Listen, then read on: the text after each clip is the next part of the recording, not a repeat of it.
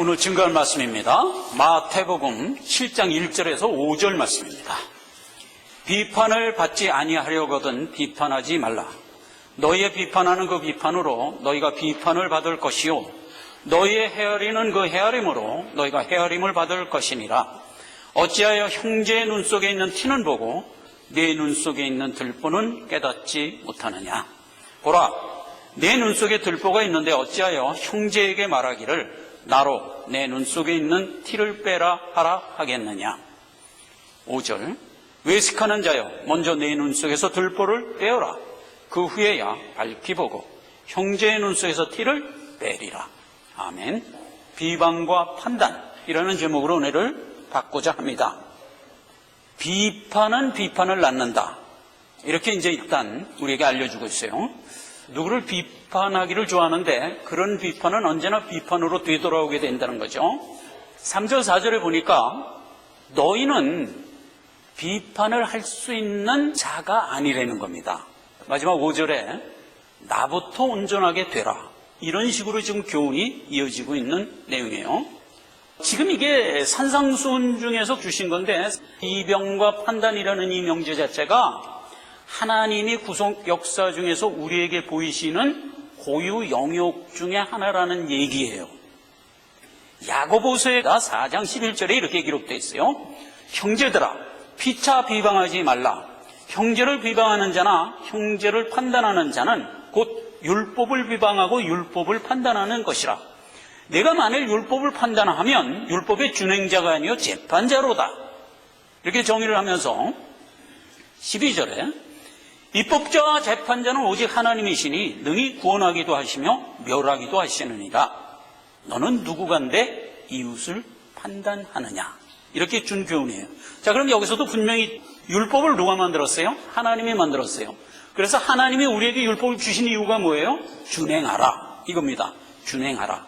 그리고 하나님은 그 율법을 통하여 우리를 이끌어 가는데 어떤 식으로 이끌어 간다고요? 구원하기도 하고 멸하기도 한다고요. 항상 구원의 두 주제예요. 교훈과 어떤 가르침으로 우리에게 주시고 멸해야 될 죄는 항상 하나님이 멸하고 정죄하는 이 두 측면이 구속 역사라고요. 그래서 여기서도 동일한 거예요. 율법을 입법하시고 우리를 향하여 이끌어가는 손길은 구원하기도 하시고 멸하기도 한다고요.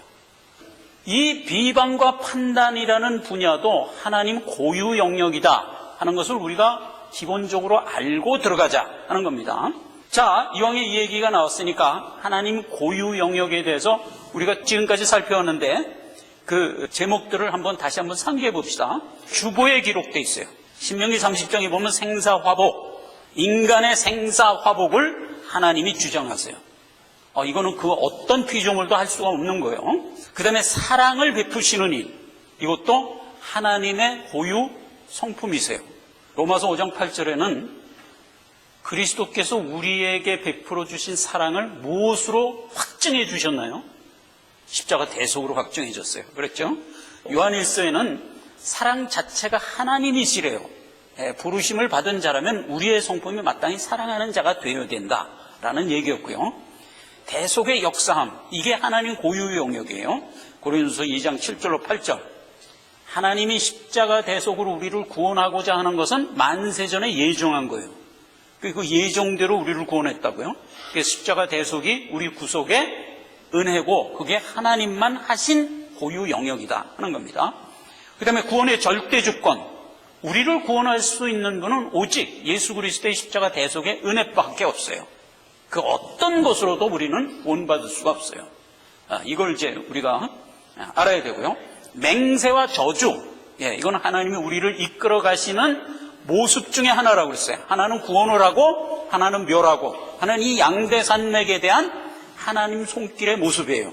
우리를 이끌어가는 모습이 뭐예요? 맹세의 모습, 언약의 모습으로 이끌어가고 죄를 멸하는 모습이 뭐예요? 죄를 다루시는 손길, 즉 저주였어요. 이게 하나님 고유 영역이고 그리고 마지막에 심판, 하나님만 심판하실 수 있어요. 그런 얘기들이 하나님 고유 영역이었어요. 우리가 하나님 고유 영역이 무엇이다 하는 것을 제목만 분명히 알아도요, 우리는 절대로 이단 사설에 넘어갈 수 없어요. 대부분의 이단 사설이 이걸 어겨요. 하나님 고유 영역을 들고 나와서 자기가 가능하다고 주장하는 게 몽땅 이단인 거예요. 그러니까 우리가 이단을 분별하는 것은 이걸 아는 게 중요해요. 즉, 하나님이 우리에게 주시는 말씀을 온전히 알아 가지고 있다면 우리는 절대로 이단 사설에 넘어갈 수가 없어요. 넘어갈 수가 없어요. 예, 이단 사설은 많은 사람들이 아주 좋은 언변을 갖고 우리를 호릴지라도 분명한 하나님의 고유 영역에 대한 말씀을 딱 가지고 있다면 넘어갈 수가 없는 거예요. 예, 이게 무슨 성경 공부를 많이 하고 뭐 아는 게 많아서 안 넘어가는 게 아니요. 기본적인 신앙을 가지고 있으면 절대로 넘어갈 수가 없어요.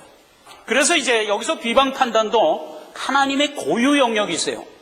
우리를 구원하기도 하고 멸하기도 하는 이 일에 하나님이 역사하는 손길의 모습이에요. 그래서 비방 판단도 두 가지 모습으로 우리에게 나타나요. 그 하나가 성도들을 교훈하는 차원에서 주는 책망이에요. 그게 하나고, 또 하나는 죄인을 아예 정죄해버리는 하나님의 선언, 이 두 모습으로 나타나요. 그래서 같은 비방 판단이라도 우리는 하나님에 비해서 나올 때 성도들을 향하여는 책망과 교훈의 모습으로 나타나고, 죄인을 향하여는 정죄의 모습으로 나타나는 것을 우리가 분별할 줄 알아야 돼요. 그러나 성도들은 이 비방 판단이라는 국면을 세상으로부터도 받아요. 하나님의 고유 영역을 항상 누가 들고 나와서 모방을 한다 그랬죠? 언제나 사단이 그런다고 그랬어요. 그러니까 사단도 비방 판단을 하는 자로 나와요. 우리가 저주 살펴볼 때도 그랬죠?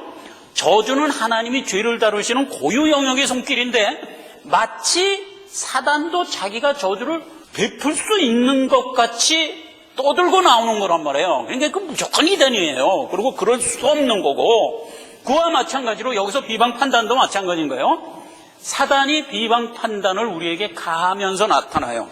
그러면 성도들은 그 비방 판단을 받을 수밖에 없어요. 왜냐하면 우리가 그 속에서 살아가니까 받을 때 분명히 알란 말이에요. 분명히 세상이 나를 비방 판단하는 것에 일희일비하지 말란 말이에요.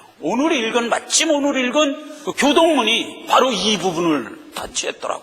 하나님의 은혜의 일체, 이사야서 40장이 바로 이 문제를 타치했더라고. 세상 사람들이 너희를 비방하고 판단할 때 두려워하거나 떨지 말라, 이렇게 얘기하는 거예요.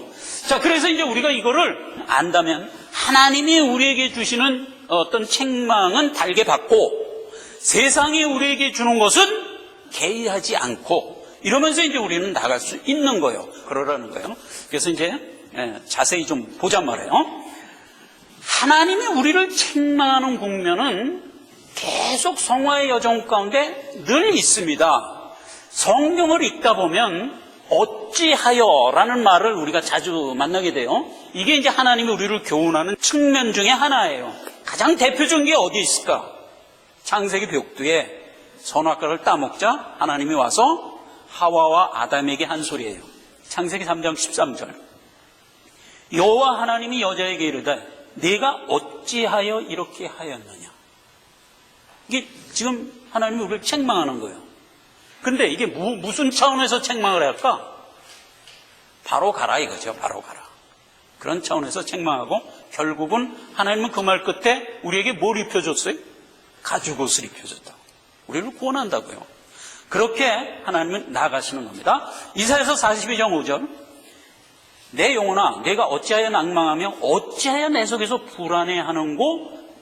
너는 하나님을 바라라. 그 얼굴의 도우심을 인하여 내가 오히려 찬송하리로다. 이렇게 교훈합니다. 우리가 예수를 믿고 신자가 되어 살아가면서 여러 가지를 만날 때 우리는 두려워하고 무서워한다고요. 그리고 낭망한다고요. 여러분, 이거는 우리가 뭐 늘 느끼면서 살아가는 것 중에 하나입니다. 사업을 하다가도 잘 안 되면 낭망하고 그러지 않습니까? 잘 나가다가도 건강이 무너지면 또 낭망하기도 하고, 또 이렇게 세상의 강폭 가운데 또 우리가 무서워하기도 하고 이런단 말이죠. 이거는 뭐 인지상정이죠. 우리가 그걸 늘 느끼면서 살아갑니다. 그런데 하나님은 그런 우리에게 이렇게 교훈을 하는 겁니다. 세상을 살아가는 게 물론 어렵다, 힘들다. 그리고 어떤 의미에서 많은 그 위험에 직면해 있기 때문에 두렵다. 그건 내가 안다 이 말이에요. 예수님 하는 말이에요. 그건 내가 안다. 나도 체휼을 했다 이러잖아요. 나는 체휼하지 않는 자가 아니라 나도 너희와 똑같이 체휼했다. 그러나 너희는 그것을 두려워하지 마라. 내 안에서 평강을 유지하라. 이렇게 교훈을 하는 겁니다. 그래서 항상 우리의 행보 속에서 우리가 온전히 주를 의지하지 못하는 국면을 하나님은 언제나 채근하면서 우리를 이끌어가요. 이게 비방 판단이라는 모습 중에서 책망의 형태로 우리에게 주시는 하나님의 손길이다 이거예요. 그걸 이제 우리가 항상 생각하라는 겁니다. 자, 그런데 우리는 이러한 비방과 판단을 세상으로부터도 받아요. 그런데 그거는 하나님이 주시는 책망하고는 전혀 다른 거예요. 믿는 성도들을 세상이 막 핍박하는 모습들이 나오는데 에스라서 3장 3절에 보면 모르드게라는 이제 신실한 성도가 하나 있었는데 그를 세상이 자꾸 이렇게 압박하는 모습을 이렇게 기록했어요. 모르드게에게 너는 어찌하여 왕의 명령을 거역하느냐 이러면서 이제 압박을 하는 거예요. 그런 것들을 우리가 많이 이 세상에서 당하면서 살죠. 사도행전 4장 18절에 보면 사도들이 하나님의 말씀을 들고 나가서 막 증거를 하면서 살아가는 거를 대제사장 무리들이 붙들어다가 너는 예수의 이름으로 말하지도 말고 증거하지도 말고 전하지도 말라. 그리고 채찍질하고 위협하여 보냈잖아요. 이런 일들을 우리가 당하면서 살아요. 이런 일들을. 그래서 요즘도 예수를 믿으면 예수 믿는다는 그 자체로 우리를 핍박해요. 세상이. 언제든지 그렇게 돼 있어요. 그렇게 돼요. 그러면 이 사도들이 그때도 어떻게 대처를 했어요? 우리가 세상에 나와서 주를 증거할 때 증거하는 그것 때문에 핍박받는 것을 내가 감사하노라 이랬잖아요. 이런 마음을 우리가 가져야 돼요. 그렇죠? 그렇게 감사할 수밖에 없는 게 내가 예수 편에 섰기 때문에 받는 핍박은 나에게 영광이라고요. 핍박받음에 합당한 자로 부르심을 받은 것을 기뻐하며 돌아가니라 이랬잖아요. 요한복음 15장 18절에는 세상이 너희를 미워하면 예수님이 한 말이에요. 세상이 나를 미워하기 때문이다 이 말이에요. 그러니까 세상이 너를 미워하는 것은 내 속에 있는 예수를 보고 세상이 미워하는 거야. 그러니 기뻐하라 이 말이에요. 우리 안에 예수가 있으면 우리는 끝난 거예요. 그렇죠? 비방 판단은 하나님의 교훈의 차원에서 오는 책망과 세상이 쓸데없이 우리를 비방하는 이 두 측면이 우리에게 온다 이거예요. 그런데 세상이 주는 것은 우리가 개의하지 말아라 하는 얘기예요. 이 얘기는 제가 한두 구절을 좀 더 보겠습니다. 왜냐하면 우리가 그 문제 갖고 많이 좌절을 하기 때문에 제가 특히 말씀 하나를 더 소개하려고 합니다. 이사야서 50장 9절에 보면 주 여호와께서 나를 도우시니 나를 정죄할 자가 누구뇨? 그들은 다 옷과 같이 헤어지며 조맥에 먹힐 자니라 이 말이에요. 그러니까 잽도 안 되는 자가 나를 정죄하고 있다는 것을 알라는 거예요. 그렇게 얘기했어요. 신약에 오면 로마서 8장에 이렇게 기록되어 있어요. 그러므로 이제 그리스도 예수 안에 있는 자에게는 결코 정죄함이 없나니 이는 그리스도 예수 안에 있는 생명의 성령의 법이 너를 구원하였음이라. 그 다음에 34절에는 또 이렇게 되어 있어요. 누가 정죄를 하리요? 죽으실 뿐 아니라 다시 살아나시는 이는 그리스도 예수시니 그는 하나님 우편에 계신 자요 우리를 위하여 간구하는 자니라. 그러니까 세상이 우리를 정죄하고 비방하는 것에 전혀 개의하지 말고 그가 그럴지라도 그거는 헛거다 이 말이에요. 그러니까 감히 우리를 정죄할 자는 하나님 위에 없는 거예요. 그걸 우리가 알아야 돼요. 하나님은 우리를 어떤 식으로 정죄를 했어요? 책망, 어찌하여 그랬냐? 그러지 마라 하는 식으로 우리에게 교훈을 주는 것 이외에 그 어떤 책망이나 정죄도 우리에게 할 자가 없어요. 왜지요? 우리는 생명 가진 자예요. 나머지는 다 죽은 자예요. 어떻게 죽은 자가 산 자를 뭐라 그러냐 말이에요. 그러면 있을 수가 없다는 거예요. 그걸 기본적으로 알려는 거예요, 우리 보고.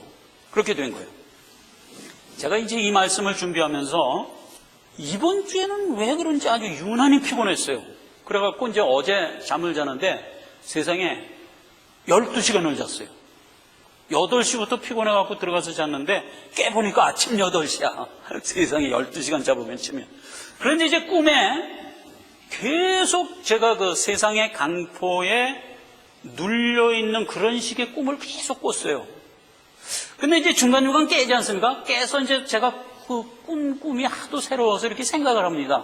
내가 이 세상 강포에 이렇게 눌려서 꿈속에서 제가 쩔쩔매다가 깼단 말이에요. 그러면 이제 내가 생각을 합니다. 원래 나는 주 안에서 평강을 가지고 있어야 될 난데 비록 꿈속이지만 내가 저들의 강포에 왜 두려워 떨었을까? 내가 온전히 주의 말씀 안에 서 있지 못하는구나 하는 걸 생각하면서 또 잤어요. 또 잤는데 그 꿈이 또 연속되는 거야. 그래갖고 또 이제 세상 강포가 나를 막 이렇게 누르는 그런 이제 내용으로 이제 꿈이 또 진행되는 거야. 그래서 중간에 또 한 번쯤 또 깨잖아요. 또 깼는데 또 그 생각을 하는 거야. 야, 이 꿈이 왜 계속될까? 그렇게 하고 이제 새벽에 마지막으로 이제 한 잠을 더 잤는데 세상에 그 꿈이 또 연속되는 거야. 난 세상에 이렇게 질긴 꿈을 또 처음 봤어요. 그래가지고 세상 강포가 나를 막 엄습하는데 꿈속에서 나는 막 도저히 뭐 그들을 대항할 힘이 없이 그냥 속수무책으로 당하는 그런 모습으로 된 꿈이에요. 그러니까 내가 이제 꿈을 깨고 나서도 이게 내가 세상 강포에 이렇게 속절없이 당하는 것이 본 모습인가? 이런 식으로 이제 내가 교훈을 받게 되는 거예요. 꿈을 자꾸 그렇게 주니까. 말하자면 어떤 임팩트를 주는 것 같은 그런 이제 느낌을 제가 받는 거예요. 그래서 제가 이제 아침에 이제 그걸 잘 정돈을 하면서 은혜를 받았습니다. 나 자신도 그렇지만 오늘 네가 증거하고자 하는 이 말이 바로 그 내용 아니냐. 그러니까 성도들에게 이 점을 분명하고 확실하게 증거하라라는 의도에서 하나님이 그걸 그렇게 3번씩이나 연속해서 꿈으로 준 게 아닌가 하는 생각을 해봅니다. 여러분, 우리가 이 땅을 살아가면서 여러 가지 위험과 또 일이 제대로 풀리지 않음으로 오는 여러 가지 그 낙심될 만한 일들 때문에 우리가 낙심하고 혹은 두려워하기도 하고 떨기도 하고 그래요. 근데 그런 걸 보면서 우리는 항상 주님이 우리에게 준 교훈이 뭐예요?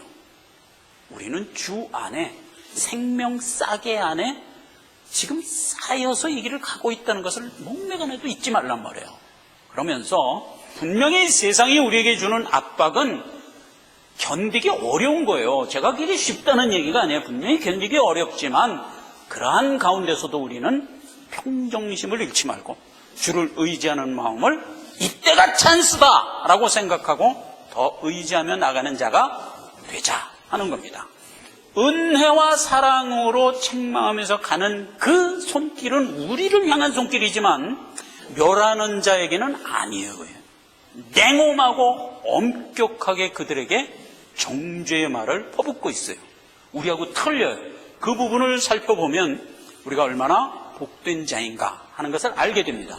마가복음 7장 7절에는 이렇게 기록되어 있습니다.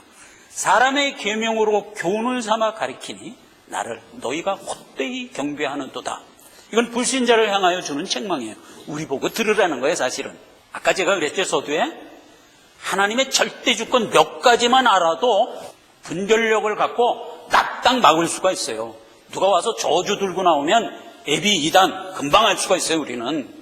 그렇죠? 하나님의 고유 권한인 걸 우리가 아는데 누가 들고 나오면 그건 무조건 이단이지, 무조건 가짜지. 이렇게 우리가 분별을 하면서 나가야 되잖아요. 그러니까 여기서도 그 교훈이에요. 세상에 어떤 교훈을 들고 너에게 나오면 너희가 그걸 분별할 줄 알라 이거예요. 분별할 줄 알라. 그렇게 얘기를 하는 거고, 마가복음 16장 16절에는 믿고 세례를 받는 사람은 구원을 얻는 것이요, 안 믿는 게 문제다. 이거 안 믿는 게. 믿지 않으면 정죄를 받는다 이거예요. 믿지 않으면. 그 얘기예요. 그냥 아주 근본을 우리에게 알려주고 세상이 믿지 않음으로 인하여 정죄를 받는 거예요. 그건 마땅한 거예요. 그렇죠? 그렇게 얘기를 하는 겁니다. 요한복음 3장 19절은 이 모든 걸 묶어서 이런 결론을 내리죠. 정죄는 이것이니 곧 빛이 세상에 왔을 때 사람들이 자기 행위가 악함으로 빛보다 어두움을 더 사랑한 거야, 이 말이에요. 즉 뭐예요? 예수 그리스도가 이 땅에 와서 우리에게 생명의 길을 열어주었는데 그걸 세상이 어둠을 더 사랑하기 때문에 배척했다고요. 그게 정죄라고요. 그게 죽을 수밖에 없는 거예요. 그러니까 에스겔서에는 그렇게 얘기한 거예요. 너희가 어찌하여 죽고자 하느냐. 그렇죠? 이거는 교훈이 아니라 정죄예요. 정죄. 나중에 이 정죄는 있잖아요. 심판의 빈거가 됩니다. 심판의 빈거가 돼요. 그 얘기를 좀 잠깐 살펴보면 이렇게 돼 있어요. 계시록 12장 10절에는 우리 형제를 참소하던 자, 곧 우리 하나님 앞에 밤낮 참소하던 자가 쫓겨났고, 그래서 하늘에서는 이제 사단 무리가 쫓겨났어요. 그런데 그 사단을 뭐라고 지칭했어요? 참소하던 자 그랬어요. 그러니까 항상 세상에서 하나님을 흉내내서 자기도 참소하는 자로 나타나는 거예요. 그렇게 해서 이제 사단은 참소하는 자의 모습을 우리에게 보여주는데, 이 얘기는 욥기에 가면 의인화해서 우리가 더 이해하기 쉽도록 표현한 얘기가 욥기 1장에 이렇게 돼 있어요. 그건 뭐 여러분 잘 알기 때문에 제가 그냥 말로 하겠습니다. 하나님이 이제 천상회의를 열었어. 그래서 이제 천사들이 다 왔는데 사단 보고 얘기합니다. 너 사단아, 너 뭐 어디 다녀왔냐? 이렇게 물어봤어요. 이게 실제로 있는 얘기라기보다는 의인화해서 우리에게 이해하라고 준 얘기예요. 그러니까 사단이 쭉 돌아봤단 말이에요. 그러니까 이제 나 뭐 어디 다녀오고 어디 다녀왔습니까? 그러니까 하나님이 사단한테 물었지. 너 저 프로렌스에 가는 거 거기 욥이라는 친구 봤냐? 그랬단 말이죠. 봤습니다. 그러니까 어떻더냐? 얘 괜찮지? 이렇게 이제 하나님이 물었단 말이에요. 그랬더니 사단이 예 괜찮던데요? 그러면서 사단이 그 단서를 붙입니다. 욥이 참 괜찮긴 한데 하나님이 복 주셔서 그런 거 아니요? 만약 욥에게 고난을 줘 보십시오. 그래도 괜찮게 살겠습니까? 이렇게 이제 따진 거예요. 그랬더니 하나님이 그래? 그럼 한번 고난 한번 줘볼까? 말하자면 이렇게 된 얘기예요. 그래서 이제 욥이 고난을 받죠. 42장 고난을 받지만 욥은 결국 믿음을 지키잖아요. 그렇게 된 얘기의 단초예요. 여기서도 말하자면 사단은 우리가 잘하면 잘한 것도 흠잡을 잡아. 제가 잘하는 건 복받았기 때문이야. 이렇게 그 흠을 잡아. 만약 우리가 가다가 조금 삐끗하면 그 삐끗한 걸 또 흠잡아. 어쨌거나 사단은 우리가 잘해도 흠잡고 못해도 흠잡아요. 이게 사단의 참소 죄성이에요. 그런데 이러한 죄성이 안 믿는 불신자에게 그 성정을 그대로 순종하게 한다고요. 그래서 죄인된 사람들이 살아가고 있는 모습에 대하여 디모데후서 3장에 보면은 사단의 성정을 그대로 갖고 살아가는 모습으로 묘사를 했어요. 내가 이것을 알라 말세에 고통하는 때가 이르니 사람들이 자기를 사랑하며 돈을 사랑하며 자긍하며 교만하며 회방하며 부모 고역하며 감사치 아니하며 고롭지 아니하며 이런 모습이에요. 3절 무종하며 원통함을 풀지 않으며 참소하며 절제하지 못하며 싸나우며 선한 것을 좋아하지 아니하며 4절 배반하며 팔며 조급하며 자고하며 쾌락 사랑하기를 하나님 사랑하는 것보다 더하며 경건의 모양은 있으나 경건의 능력은 부인하는 자니 이 같은 자들에게서 내가 떠나가라. 이렇게 우리에게 교훈을 줬어요. 그러니까 세상의 모든 불신자는 전부 이 모습으로 살아가요. 여러 가지 모습을 여기서 묘사를 했지만 특히 3절에 뭐예요? 참소하는 모습을 가지고 있대요. 참소. 그래서 세상 사람들은요, 뭘 이렇게 지적하기를 좋아해. 이게 사단의 성정 중 하나예요. 그러니까 이제 오늘 이 본문 말씀에서도 우리가 누구를 비방하고 판단할 수 없다는 것을 알라라고 본문 말씀이 우리에게 준 거에 대하여 우리가 깊은 교훈을 받아야 돼요. 그래서 우리가 평소 살아가면서 항상 모든 비방거리와 참속거리와 책망거리는 나한테 일단 적용을 해라. 그래서 내 눈에 들보가 빠지고 내가 온전하게 되면, 이 말이에요. 되면 그들에게 인도하는 자가 돼서 나타날 수 있다. 이렇게 교훈한 거단 말이죠.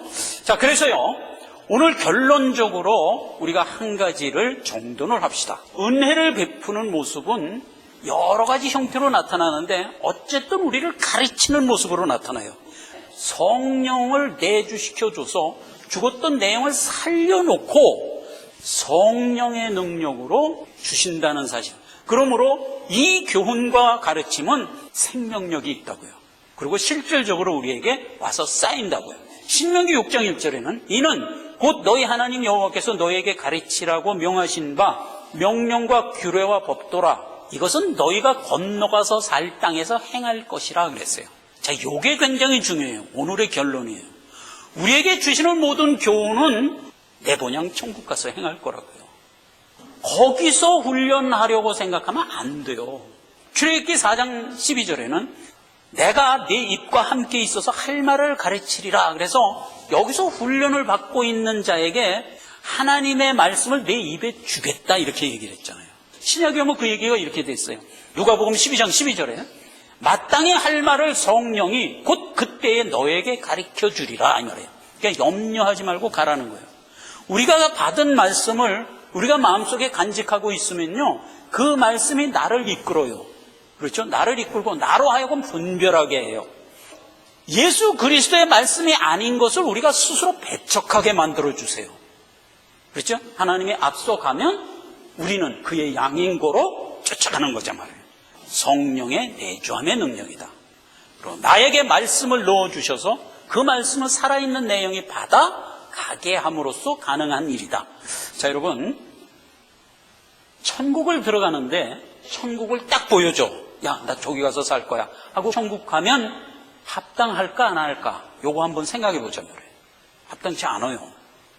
일단 너무 좋아서 가겠다 하는 그 마음 갖고 천국을 가갖고는 안 돼요.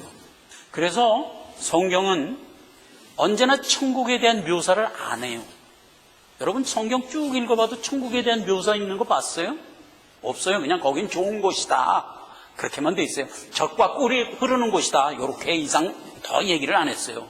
사도 바울에게 천국을 보여줬어도 사도 바울은 천국에 대하여 내가 말을 않겠노라 이랬어요. 그렇죠? 그런데 그거에 반해서 지옥에 대한 성경이 얼마나 많이 묘사가 되어 있어요. 굉장히 많이 묘사되어 있어요. 지옥은 정말 절대로 가서는 안 되는 것이다. 지옥은 구더기도 소금불에 튀듯 하면서도 못 죽는 곳이 지옥이다. 이렇게 얘기를 할 정도예요. 그리고 연자맷돌을 목에 들고 바다에 빠치는 게 지옥에 가는 것보다 낫다. 이렇게 얘기하는 거예요. 언제나. 그러니까 이제 지옥은 아주 신랄하게 우리에게 잘 설명을 하죠. 그래서 천국은 어떤 사람이 가야 되냐 하면 죄의 속성을 몸서리치게 경험하여 깨달아 아는 자로서 여기만은 가서는 안 되겠다는 가장 강력한 소원이 형성된 자가 가지 않으면 안 되는 곳이 천국이에요. 그렇기 때문에 천국은 반드시 여기서 훈련을 거쳐서 완성된 자가 가지 않으면 안 돼요. 천국을 척 보여줬어 그랬더니 너무 좋은 거야. 야, 거기는 꼭 가야 되겠다 해서 가갖고는 안 돼요. 그래 갖고는 천국 오래 못 가요. 거기 가서 며칠 살다 보면 자기 속에 있는 속성 다 드러나갖고 결국 천국이 또 개판되고 말아요. 그러니까 안 된단 말이에요. 그걸 이제 먼저 알고, 그래서 이제 연단을 따라서 우리가 연단 받고 천국을 가지 않으면 안 되는데, 이 연단이 우리를 뭐를 형성하게 하냐? 말하자면 인격을 형성하게 해요. 자, 그런데 보세요. 하나님이 우리를 가르칠 때 책망을 곁들여서 가르친다고 그랬어요. 어찌하여 그러냐? 그러지 마라. 그러지 마라. 하는 식으로 우리를 이끌어갈 때는 우리에게 그 말에 순종하기 위하여는 뭐가 필요했을까? 힘이 필요했어요. 땀이 필요했어요. 그렇죠? 우리가 땀을 흘려 하나님 말씀에 순종하고자 하는 의지가 필요했어요. 절제하는 능력이 필요했고요. 인내가 필요했어요. 그렇죠? 그래야만 우리가 하나님이 원하는 그 일을 할 수가 있어요. 우리는 힘들게 하나님의 말씀에 거하기 위하여 애쓰는 모습으로 나아가는데 이게 뭐가 된다고? 연단이 된다고요. 우리에게 쌓이는 거예요. 그것이 나의 인격이 되면 문제가 달라져요. 그때는. 지금까지는 하나님의 말씀을 내가 순종, 그것에는 언제나 땀이 요구돼요. 힘이 요구되고 나의 결단과 어떤 결의가 요구돼요. 그렇게 해서 이제 우리는 갑니다. 이게 이제 하나님이 우리를 이끄시는 어떤 책망의 모습이란 말이에요. 그것이 나에게 와서 하나의 인격이 형성됐을 때는 얘기가 달라져요. 이제는 힘들여서 쫓아가던 게 마땅하고 당위성에 의하여 가게 되고, 오히려 그렇게 가는 것이 나에게 기쁨이 돼서 가게 돼요. 이렇게 승화가 되는 거예요. 하나님이 우리를 완성하는 모습은 2단계까지 가기를 원하는 거예요. 2단계까지 가기를 원하는 거예요. 그렇게 됐을 때 우리는 천국에 갈 수 있는, 말하자면 수준으로 격이 완성됐다고 하나님 보는 거예요. 예를 하나 들고 이 시간을 마치도록 하겠습니다. 요즘에는 이제 모든 게 많이 풍부해졌어요. 그래서 먹을 게 많다 보니까 옛날과 달리 비만이라는 원치 않은 성인병이 생겼어요. 당뇨, 무슨 고혈압, 뭐 이런 여러 가지 병들을 유발합니다. 그런데 이 비만이 어린이 세계까지도 이제 이게 가버린 거야. 그래서 어린이 비만이 문제가 돼. 선진국에서는요, 어떻게 이 비만을 척결할까 그래갖고 뭐 설탕세 같은 걸 막 신설하고 이럴 정도가 된 거예요, 지금. 그래갖고 이제 우리나라 학원이 또 유명하지 않습니까? 어린이 비만 치유법. 뭐 이런 게 이제 학원에 이제 등장을 한 거야. 그리고 학원이 참 유익해요. 어린이가 입소를 해. 그래갖고 이제, 거기서 하는 건 다른 거 없어요. 어린이가 이제 비만이 자꾸 드는 것은 정크 음식을 자꾸 먹어서 그렇잖아요. 입에 담가 뭐 콜라 자꾸 먹고 뭐 햄버거, 피자 이런 거 자꾸 좋아해서 먹으니까 자꾸 이제 비만이 된단 말이에요. 그러면 그 비만을 해소하기 위하여 제일 먼저 하는 교훈이 뭐예요? 자꾸 먹지 마. 피자, 햄버거 먹지 마. 현미밥, 야채, 닭가슴살 같은 거 먹어. 여러분, 닭가슴살은 옛날에 우리가 고기 못 먹을 시절에도 1960년대에도 닭가슴살은 싫었다니까. 그렇게 맛없는 게 닭가슴살이에요. 근데 건강에는 그게 좋은 거예요. 기름기 없는 순수한 단백질이 최고인 거예요. 현미밥 까실까실해서 먹게 돼요? 참 먹기 힘들어. 그걸 이행하려면 어떻게 해야 돼요? 급기가 필요하다니까, 인내가. 참아야 돼. 그리고 엄마가 만들어주는 현미밥 까실까실한 걸 그냥 그렇게 하면 비만 치료할 수 있어요. 학원에 가면 뭐가 달라지냐? 다른 거 안 가르쳐요. 햄버거 뭘로 먹어라. 점심 때 뭐 햄버거 다 사다 놓고 먹으라 그러면서 이제 강의하는 거야. 이게 네 입에 들어갔을 때 어떻게 네 몸에 역사를 하는가를 가르쳐. 어린아이도 뭐 지각 능력이 있으니까 보고 배우는 거예요. 자, 이게 이렇게 들어가면 내게 이렇게 역사가 되어갖고 비만으로 이어지고, 그것이 여러 가지 인체 내의 기능을 약화시켜갖고 결국은 당뇨로 이끌고 되고, 또 혈관이 수축돼서 어린 나이에도 고혈압이 생기고, 성인병이 이제는 10살짜리가 그냥 걸리는 거야. 그러니까 네가 독을 먹고 병에 걸리니까 마땅해. 죽어도 마땅한 거야, 이놈아. 그러니까 입에 달다고 실컷 먹고 죽어. 이렇게 가르치는 거야. 그럼 어떻게 하면 되냐? 다른 거 없다. 현미밥이 네 몸에 이렇게 좋게 역사되고, 닭가슴살, 야채가 이렇게 좋고 하는 얘기를 쭉 해주는 거예요. 근데 그건 맛이 없던데요? 그래, 맛이 없으면 먹지 마. 한 달 동안 계속 그걸 가르치는 거야. 처음에 점심시간에 햄버거 갖다 놓고 먹여가면서 이제 가르치는데, 한 일주일 되면은 햄버거 사왔는데 아무도 그걸 안 먹는 거야, 애들이. 그리고 아이들이 퇴소를 했을 땐 내가 햄버거를 거부해요. 그렇게 돼요. 맛이 없게 되는 거예요. 그리고 그 까실까실하고 맛없던 세상의 그 현미밥과 닭가슴살이 그렇게 맛있을 수가 없는 거예요. 뭐예요, 이게? 깨달음이에요, 깨달음. 극기와 인내로서 우리에게 처음 가리키고 이끌었지만, 그게 연단이 되면서 우리가 끊임없이 하나님의 말씀을 통하여 깨닫게 되면, 이 말이에요. 그러면 우리는 그것이 나의 인격이 돼서 그때부터는 힘들게 가지 않고 기쁨으로 가게 된다고요. 신앙생활이 여기까지 오지 않으면 안 돼요. 반드시 여기까지 와야 돼요. 하나님이 주신 말씀을 순종이라는 국면으로 받았어요. 힘들여 땀 흘리면서 쫓아갔었어요. 이제는 그것이 나의 인격이 돼서 기쁨과 마땅함으로 가는 자들이 되어야 돼요. 기도하겠습니다. 아버지 하나님 은혜를 감사합니다.